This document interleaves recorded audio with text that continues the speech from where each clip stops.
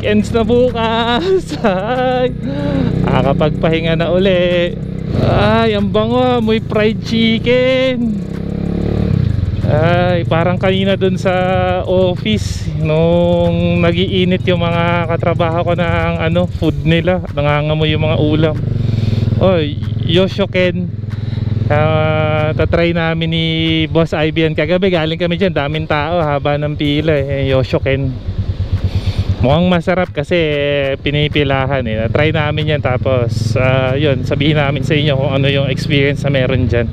Yun yung kanina sinasabi ko dun sa sa office. Amoy na amoy pag kami nag-iinit dahil nga dun sa may pantry na malapit lang sa working station. May naamoy kapag kami nag-iinit so iba-ibang mga ulam yung maamoy mo Pero iba pa rin talaga yung amoy nung nung nadaanan ko doon ngayon na fried chicken. Ang tapang nung amoy.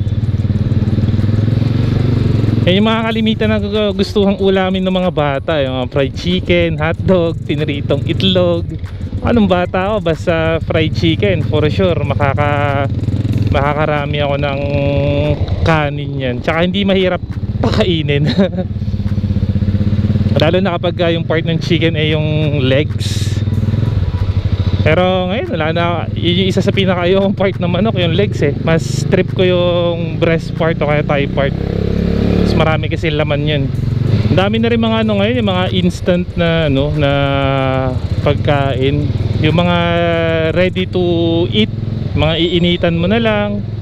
Iba't iba may bopis, corn beef, adobo. Ang wala pa ako nakikita na ready-made na pagkain is yung nilaga o kaya sinigang. May mga iba't ibang klaseng pagkain na depende kasi sa tao may masarap para sa iba, sa'yo hindi. Ako kasi lahat naman kinakain ko, pero kung may other choices hindi ko siya pipiliin. For example, yung paksiw na isda, kumakain ako nun, pero kung may other choices di doon ako sa other choices. Ewan ko, di ko lang talaga bet yung lasa niya. Pero if no choice, wala talaga, kakain ka dun kesa magutom ka.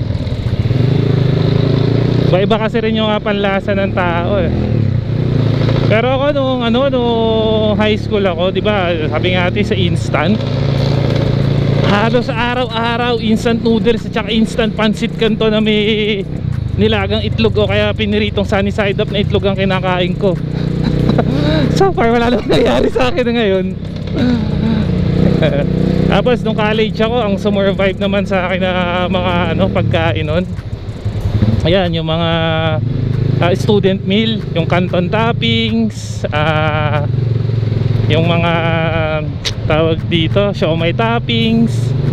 Tapos minsan nga pagka walang-wala ka talaga may mga pagkakataon na ganun, pagka estudyante ka, kanin at saka papatoppings ka na lang ng sabaw or nung minsan pag papatoppings mo pa yung may mga sarsa, yung papatoppings mo yung kaldereta, adobo. Yung mga panahong estudyante akong sumusurvive sa akin nun. Tapos nung OJT days at saka nung empleyado na ako, ang madalas naman sumusurvive sa akin nun mga iba't ibang klaseng isda. Wala akong hilig sa isda pero yun yung sumusurvive sa akin yung mga isdang nasa lata. Iba't ibang variation flavor pa yun, apretada, mechado, menudo, kaldereta.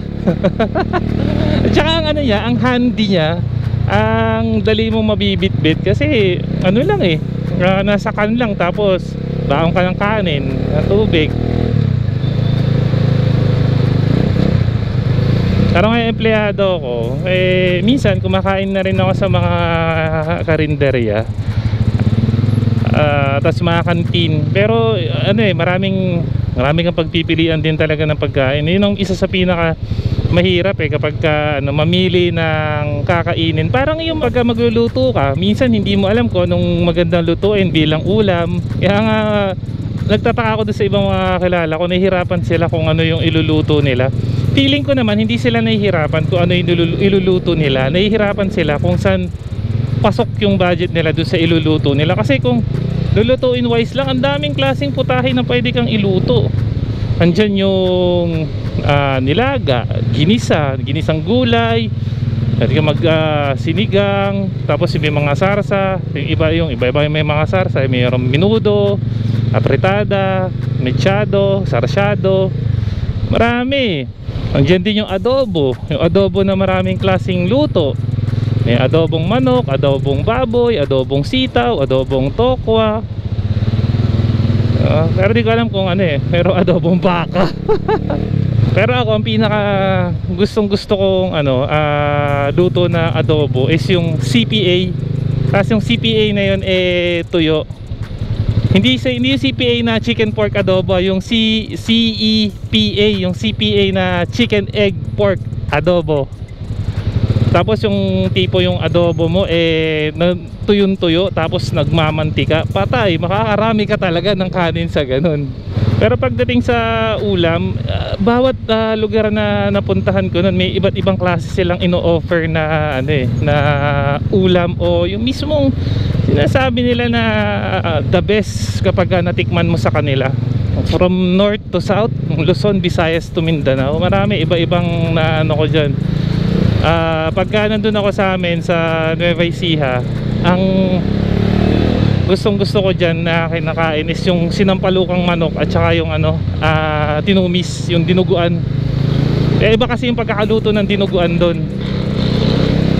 Tapos dyan sa Pampanga, ayos na ayos para sa akin dyan yung lasa ng mga luto nila pero mas trip ko yung natikman ko dyan dati na na sisig. Kakaiba yung sisig nila dyan, hindi yung creamy na sisig, para siyang kinilaw na na baboy, kasi halos parang suka lang yung ginamit Tapos sa Biskaya meron din dyan yung hindi nardaraan, para rin siyang tinumis, pero yun yung tawag nila doon. Yan, masarap din yun. Tsaka yung yung nakalimutan ko ano yung tawag doon sa blood sausage yun, masarap din yun. Tsaka syempre yung nila, dinakdakan. Tapos yung putok-batok na bagnet, yan, the best. Yung bagnet, doon ako nakatikim naman nun sa Ilocos region. Ayun, naalala ko na kung tawag doon sa blood sausage nila. Yun yung tinatawag nila pigar-pigar.